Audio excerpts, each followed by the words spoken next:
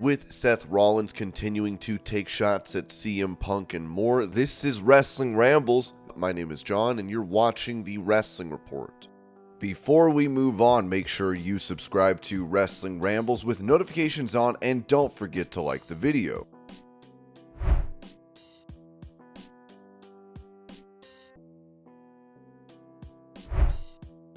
Mentioning his time on NXT and with his faction, the Undisputed Era, Bobby Fish said this about the stable receiving a main roster call-up, telling Wrestling News Co. There were definitely times that it was discussed. How earnest those discussions were, I don't know. Again, above my pay grade, I wasn't privy to that side of it, but I know conversations were had. I know that the stuff that we did on Raw and SmackDown and with Survivor Series and whatever, it was all well received. The segment we did with Hunter on Raw I know went well, and then when we jumped the New Day, and I don't remember what their name was, FTR, I feel like all those segments were well received.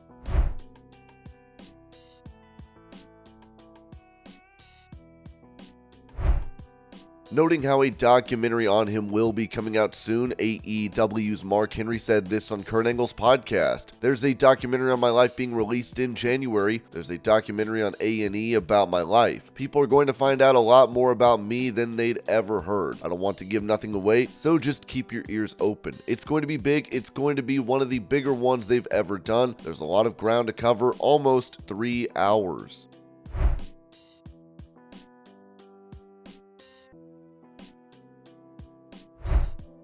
In that same appearance, Mark Henry went into the origins of his sexual chocolate gimmick in WWE, saying, "Sexual chocolate was my invention, 100%, not one writer, nobody. Me and D'Lo were driving after the Nation, and the Nation broke up, so everybody was starting to go and do their own things and trying to figure out what was next. You had the Godfather go his way, you had Ron Simmons go his way and just be Ron Simmons. D'Lo had the chest protector. I was kind of just like out in the cold. I was like, you know what, man? I just saw this movie Coming to America. They had this band called Sexual Chocolate, and I just love the name." He's like, "Sexual Chocolate?" And I say, you know what, man? I'm gonna kind of be a ladies' man, and I'm gonna do this. I went out there with Val Venus, Sean Morley. I said, "Hey, man, anytime that I down you and leave you, just stay there. I'm going to do enough to put you down, but I'm going to leave you. It's going to feel like a long time, but it's really not. They're gonna be looking at me." He was like, "Oh, God." Like, he didn't want to do it either. We're wrestling around, we do our normal and then about that time, he fires up, and I give him a power slam. Bam, he's down, and I jump up and I look at the hard camera like, "Hey, what's up?" I get out of the ring. I go in and start talking to this girl in the front row. I said, "Can I have a hug?" And she gave me a hug. Then Sean, I told him, the referee came. "Morley, you got to get back in the ring. Tell him to come stop me." Then Sean comes out. He was like, bang, bang, and I turn around, boom, boom. I press him and throw him in the ring, and then I go back to talking to the girl. "Hey, maybe later on we can do this and this." Man, we finished the match. I come in the back, and Vince is like, "Come here, you big son of a done." He loves Sexual Chocolate. He loved it, and Sexual Chocolate is one of the most memorable characters in WWE history.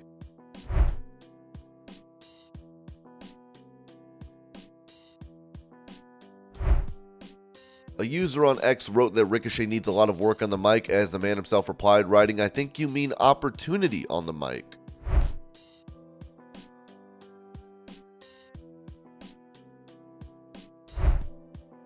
Revealing a name that he would like fans to stop calling themselves, NXT star Lexis King said this during a live stream. Yeah, the registered Lex Offenders is a little, as much as I think it's funny, I think that one has to die. Because, we can't say that on TV.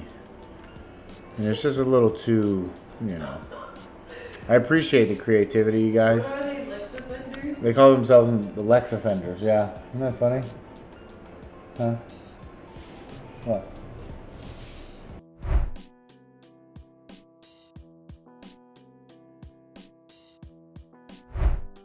Giving details on the AEW contract status of Rebel, who has not been seen on programming in some time, Fightful Select reported that when asking around, we're told that Rebel hasn't been backstage much during her absence from All Elite Wrestling, but has been open to returning to TV if asked. When we followed up on that, we were told there were some internal talks about her possibly being back on television, but specifics or a likelihood of that happening wasn't revealed. We were told there weren't working plans for her to wrestle. She has publicly expressed her desire to wrestle on the Indies next year. Earlier in the month, Rebel posted on X that she wanted those online to tag the best independent shows and wrestlers out there, as she is ready for in-ring action.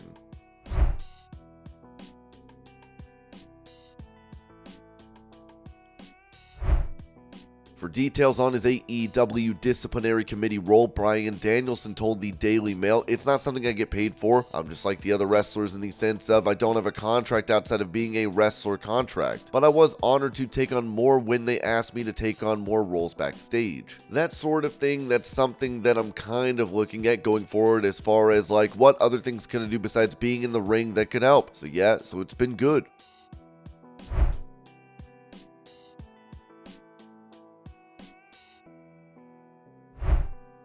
During that same interview, Bryan Danielson said this about a match against an AEW commentator down the line. "Maybe one day I can get a rematch with Nigel McGuinness at Wembley. I know Nigel was really big on it last year, but at the time I wasn't sure if he could hang with me. Now he has worked his ass off and got himself in great shape. Since then my health has a little bit deteriorated, so now I see that as a real possibility. He and I had some incredible matches that comparatively few people saw, right? Like when you're talking about like the matches we had in 2006 through kind of 2009, the internet wasn't what it is today. Our generation has such a nostalgia for Wembley, and especially UK wrestlers, especially Nigel, has talked about the SummerSlam in 1992, and as an American I never even thought I'd see Britain, so I've just marveled at this thing."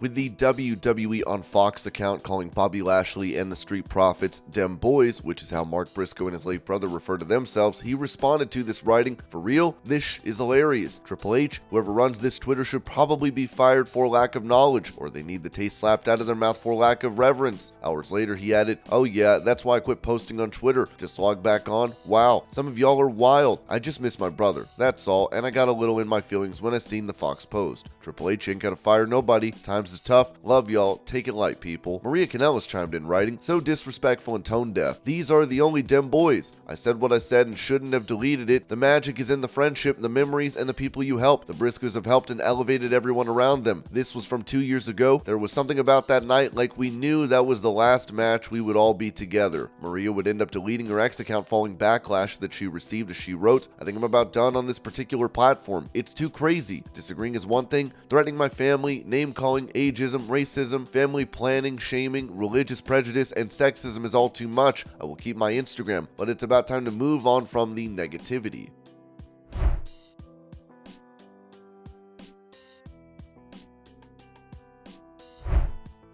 At the Atlanta Falcons game, Goldberg came out and hit a spear on a man wearing a Tom Brady jersey.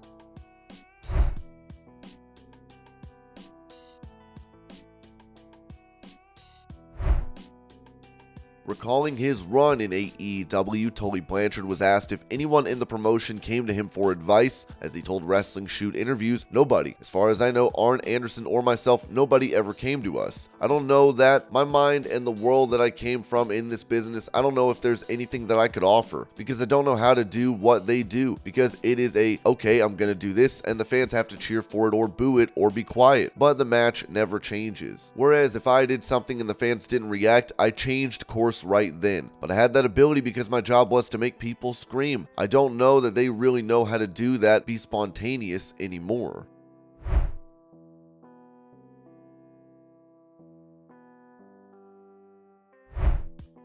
Addressing her recent release from WWE, McKenzie Mitchell said this regarding it to RDP Promotions. "It's been really nice to see all the love and support from you guys online. I guess I can say this, if you want me back in WWE, you better put it on Twitter, because that's the only way they're gonna see it."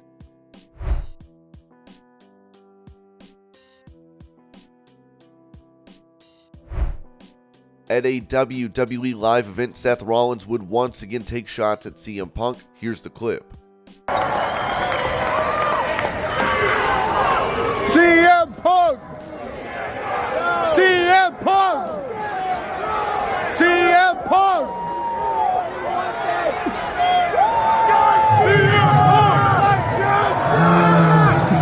I got bad news for you guys. Shameless game. I really don't feel like talking about that bump tonight.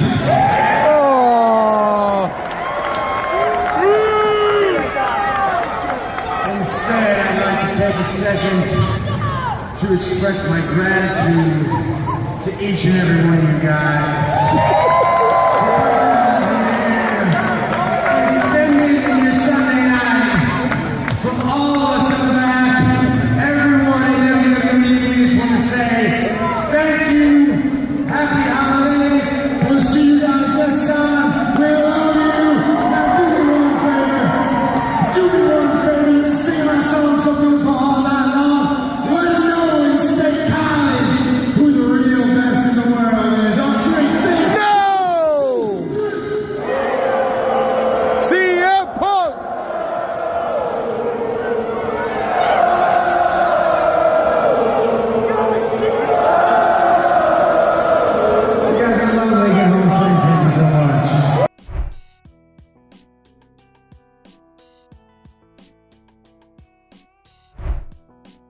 Despite deactivating her account less than a day ago over the backlash from her defending Mark Briscoe, Maria Kanellis is now back on X with her advertising her new Facebook as well as her other social media profiles.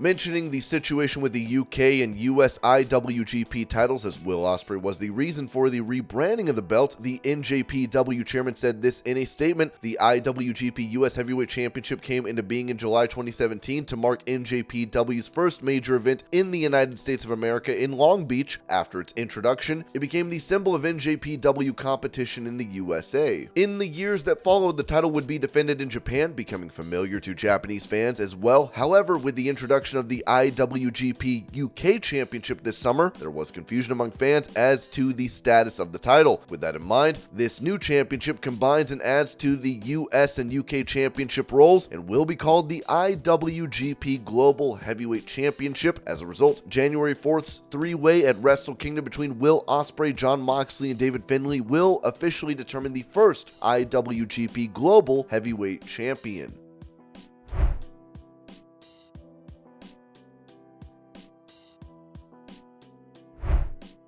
As Baron Corbin posted a photo of himself at a Chiefs game, he could be seen with Taylor Swift. Grayson Waller replied, "I should have known Corbin was a Swiftie."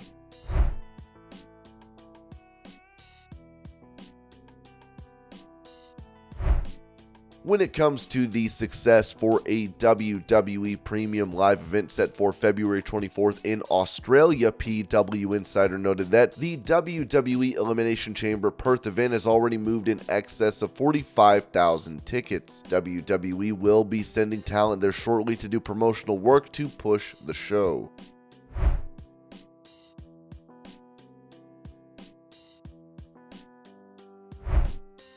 Explaining why AEW should be booking small venues, former WCW president Eric Bischoff said on his 83 Weeks podcast, "You look at AEW and they are going to 10,000 seat arenas and they are blocking it all off and they are having a hard time selling 5,000 tickets. So right off the bat, you are spending money on an arena that you are only using half of. The real negative impact that has is the energy. I would rather have 3,000 people in the right venue than 5,000 people in the wrong venue. The reason for that is that those 3,000 people in the right venue are in a venue that is built for 3,000 or 4,000 people. A smaller arena that is filled shoulder to shoulder creates an environment, it makes it more fun. It's like going to a bigger, cooler party, and the energy is so much different when you get your people in a relevantly confined area. They aren't spread out all over the place. The energy in that environment is noticeably different. It's also different on television. You feel it, you see it. For whatever reason, they are booking these big venues, and they are struggling. I saw one the other day. They are scaling these things down to 4,000 people. Why get to a 10,000 seat arena when the energy and vibe have dissipated? Go to smaller venues. The energy will be different for the talent in the ring. The energy will be different for the audience. The consumer experience will be greater, and the energy you deliver to the house will be noticeably different. Your viewers at home will actually feel better about watching your show.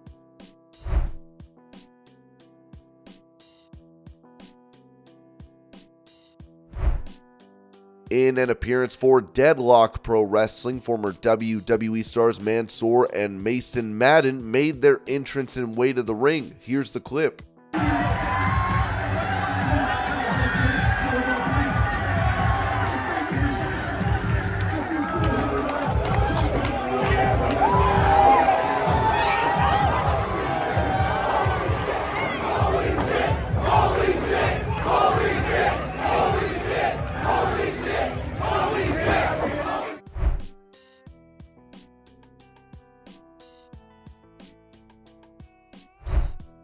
Addressing her future following her unexpected release from WWE, McKenzie Mitchell told RDP Promotions, "I can't reveal all my secrets, right?" Mitchell responded when asked what's next for her. "I can't tell you guys everything. I will say I have been talking about my jewelry business headline. I'm really excited to see where that goes, and then next year. It's only been 6 months of the business and it's been really, really great. As far as wrestling goes, I don't know exactly yet. Maybe I do, but I can't tell you guys exactly what I'm thinking. It's just a matter matter of time. I'm going to give myself the holidays. I'm going to do a couple of interviews. There is one that I'm doing exclusively on the 20th, but I don't know yet. You'll have to wait and see. Shawn Michaels said this about Mitchell's firing during the NXT Deadline media call. No, I don't. McKenzie is always going to be a part of the NXT family. It obviously took me by surprise as well. My understanding is that there are some areas where we have overlapping jobs and there were going to be changes.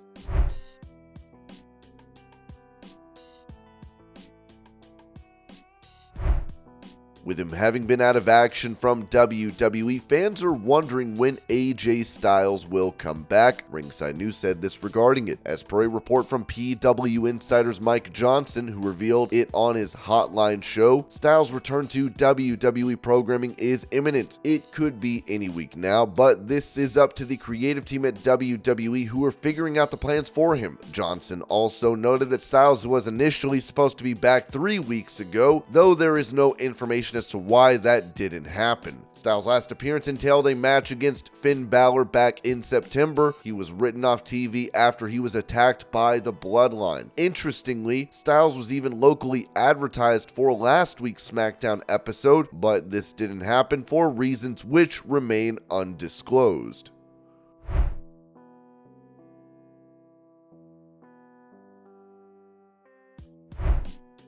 Touching on a potential return to WWE at the Royal Rumble, Ariane Andrew, formerly known as Cameron in WWE, said to Steve Fall of Wrestling News Co., "The door is always open. It's very difficult to say though because right now I'm very focused on PTW as of now. Our next show is February 8th and it's a lot of work. It's a lot of work running a whole damn company, especially in the caliber of sports entertainment. If the opportunity is there though, my phone's available for the call."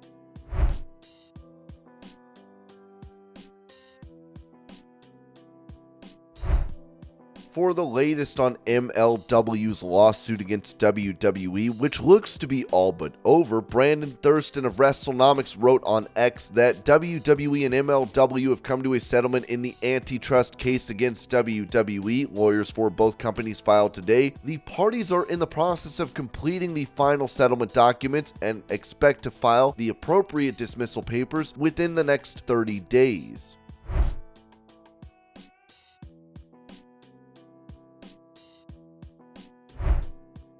Talking about his friend CM Punk making a WWE comeback, Ace Steel told Wrestling with Rip Rogers, "I'm very proud of my #1 student that I've ever coached in the world for heading back to show the world who he is. The reason people hate him or whatever is he's not about the BS. And the guy doesn't take and he doesn't take it lightly. And when you've had enough you either explode or you take care of business yourself and you defend yourself."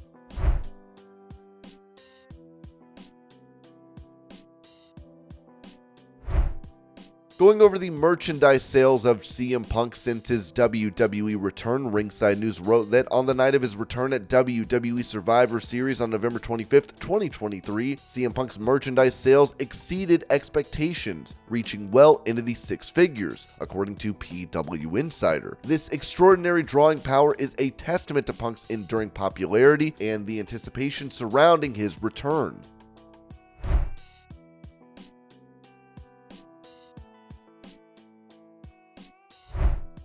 For insight on how those in WWE view CM Punk being back in the promotion, Ringside News wrote Mike Johnson recently spoke about how Punk is being perceived at WWE backstage on the latest episode of the PW Insider Elite show. He said that Punk has been mostly relaxed, chilled out, happy, and jokes with people. Even those who aren't too big on him have a positive sentiment about Punk.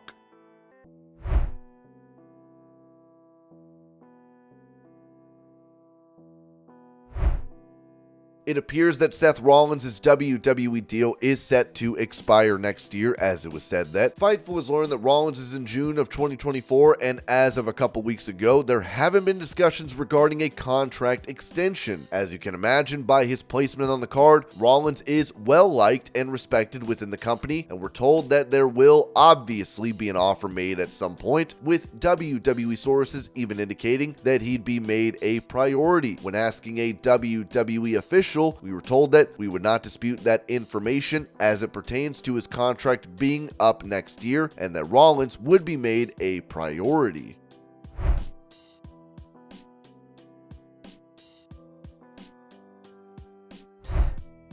as she seemingly suffered a knee injury during a match on SmackDown last week. This was reported regarding Charlotte Flair. PWInsider.com has confirmed that Charlotte Flair has returned home to Florida. WWE sources have indicated that she is not expected back in the ring until she is completely evaluated medically. She has been pulled off the road until the company gets confirmation on the nature of the injury. We are told the company is working on setting that up right now. Flair is believed to have injured her knee and struck her head while slipping from the top rope while wrestling Asuka on Friday Night SmackDown. And this was your pro wrestling news update. I hope you're all having a great day. Thank you so much for watching, and I will see y'all later.